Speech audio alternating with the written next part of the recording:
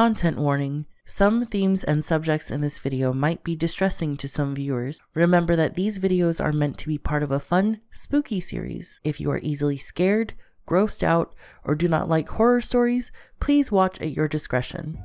Hey everyone, it's Gloria Shuri Henry, and welcome to Glow in the Dark, a series in which I read spooky stories to you in my narrator voice.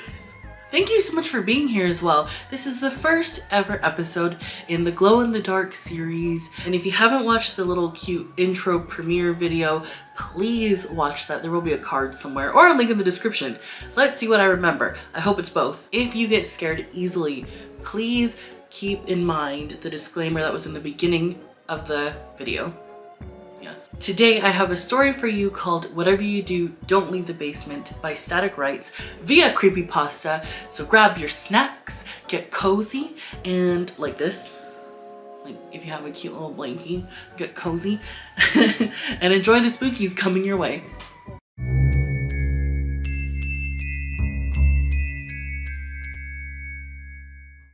I was sitting on the couch in the basement, scrolling mindlessly through the endless library of content on Netflix when the text came. It had been sent from an unknown number and read, "Whatever you do, don't leave the basement. Lock the door. Turn off the lights. You are in grave danger. Do not leave the basement." If I had gotten a text that was like, "Don't leave your basement," first of all, I would immediately get scared and I would start barricading things. That's just me. At first, I thought it was a prank text. Some punk texting numbers at random, hoping to scare someone. But at the same time, it was a little strange how they knew I was in my basement. After all, someone who was texting this to random numbers wouldn't be able to tell if the person they were pranking even had a basement. I inadvertently shot a quick glance at the small basement window. Nothing. Not a soul in sight. I decided to ignore the message, figuring whoever it was had simply gotten lucky and had texted someone who happened to be in their basement. However, less than a minute later, I got another text. "It is urgent that you heed this warning. Close and lock the door. Turn off all lights and silence all electronics. And whatever you do, don't leave your basement." I swallowed. Did they know I hadn't shut my door? That I hadn't turned off my lights? I was beginning to feel worried, but a quick glance at the window proved that no one was watching me, or at least that no one was there now. At this point, what would you do? I don't even think I'd look outside. Like I just wouldn't even glance. Like I don't want to see things. If I'm getting like turn off all electronics and all that, like I would put my brightness down to 0 and I'll be squinting like this, like just trying to see what's happening because, but I wouldn't look outside. That's not something I would do. What would your first instinct be here? Because I've already said that I would start barricading myself in the basement and possibly cover up everything. I would not even glance. Or would you think it was a prank? Would this be something where you'd be like, oh, that's not real? Like, I don't know. Like, even if it was fake, I wouldn't want to risk it. I stood up, turned off the big screen, and stretched. I decided to get a little sleep in bed before I had to go in for work that night.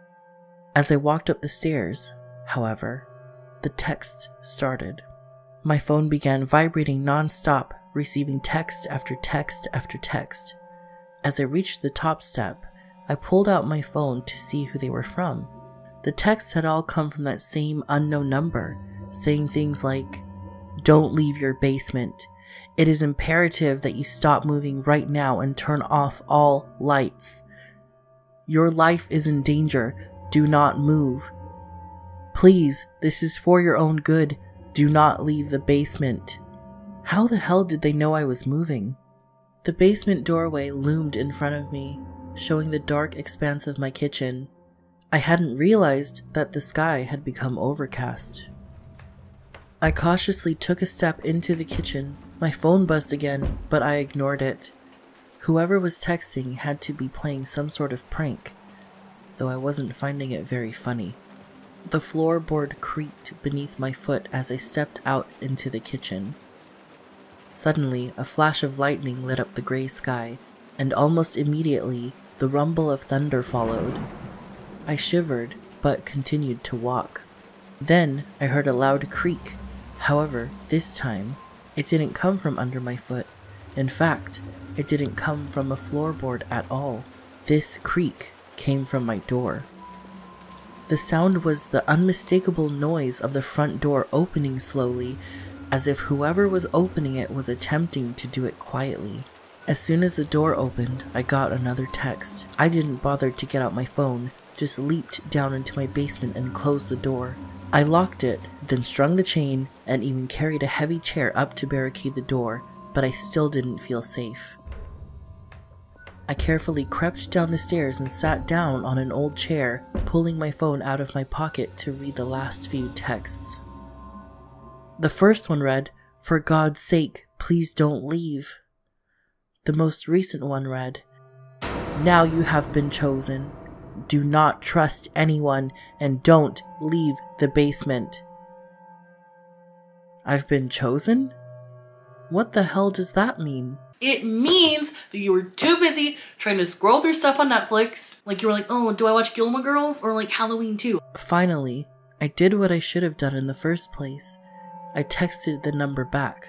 "Listen, I don't know what's going on and I'm not sure that I want to find out.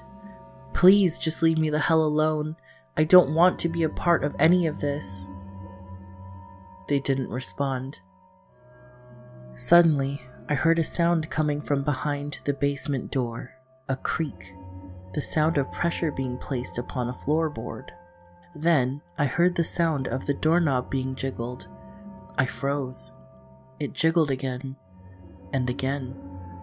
Every small noise coming from beyond the locked door of the basement filled me with terror, paralyzing me with horror. I looked around the small basement for anything that could remotely be considered a weapon. The room was, unfortunately, mostly empty, with the closest thing to a self-defense tool being the remote for the TV. I grabbed it and crouched down in the corner of the room. My breathing felt too loud. My head felt like it was spinning. The cold basement seemed to close in around me. I started imagining sounds. At least, I thought I was imagining them. I began hearing footsteps, voices, whispers. They echoed around me. I heard yells coming from outside my house, then screams, then silence. After what felt like an hour, the sounds stopped. I breathed a sigh of relief. Maybe it was all in my head after all. Nope. Nope, nope, nope, nope, nope. No. No. No. Then, I heard a knock on the basement window. As previously mentioned, the basement window is small. In fact, I could barely see out of it. However, I was able to catch a glimpse of something outside darting past it. I mustered up every last drop of my courage in me and weakly yelled, "Who's there?" A few moments of silence followed. Then a voice replied, "Oh, just a traveler seeking shelter from the storm." The voice sounded male and somewhat strained, like he was speaking through gritted teeth. Who the hell would be out here in the middle of the rain? Demon. I lived in a rural area in the middle of nowhere. I don't have any neighbors, and the nearest grocery store is half an hour's drive away. Something was wrong. "I'm sorry, but I can't let you in." "Why not?" the voice replied, this time a hint of anger in it. I didn't reply. The texts and the sounds in my house seemed a little too real to be a part of some elaborate prank. Instead, I shifted a little to my right, just out of view from the window for anyone looking inside the house from the yard. Thank God I did that, because a few seconds after I did, something leaned over and peered into the dark basement. It is impossible to describe the thing in the window, simply because I could hardly see it. The dust and dirt combined with the size of the window made it difficult to make out what was staring at me. All I could see were two solid red eyes looking around inside my basement. Two small, black pupils glanced around, attempting to find me. I placed my head between my knees and tried to steady my breathing. By now, all this stuff is happening. I'm hearing whispers, different types of chanting maybe. Hopefully no Latin chanting. I don't know what I'd do at this point. I really don't think I'd be able to think logically. There would literally be nothing that I could think to do in this moment after all this has happened. If I looked out my window and there were... to look. If I looked out my window and there were red eyes staring at me, I would start... I'd look for a rosary. I grew up Catholic. I would look for a rosary, start praying. I don't know. That's scary. I'm scared. I would refuse. I just refuse. Eyes outside my window, glowing red. Pee poop town. That's it. It's been 48 hours since then. I've been living off of the potato chips and energy drinks down in my basement. I'm running out, and I know soon I'll have to leave to get more food. I've spent the past couple of days sitting in the dark, listening to the sounds of footsteps and knocking on my doors. It's maddening, but there's nothing I can do. I've tried calling the cops, and I've tried calling the place I work at. I have signal, but for some reason, it never works. No one ever picks up. I'm terrified, and I don't know what to do. If anyone is out there reading this, please, please, if you received an odd text from an unknown number, listen to what it says. So I think if it was me and I was alone, first of all, I wouldn't even be in the basement. I would never live in a place that had a basement. And if I was getting those texts, like I said earlier, I would not even venture. I'm like, you know what? I'm just gonna have a sleep for the night. I would pee my pants. And I'm not even gonna, like, I would be terrified. I'd try calling the police, although we know that the narrator did try to call the police. It's still something, you know, like, I would try. I wouldn't ignore it, because that type of thing would scare the crap out of me. And yeah, I just would, first of all, would never have a place that had a basement. Like, if it was inherited to me, I'd cement the whole place up. Either that, I would make it so that there was not a door. And, like, you know, yes.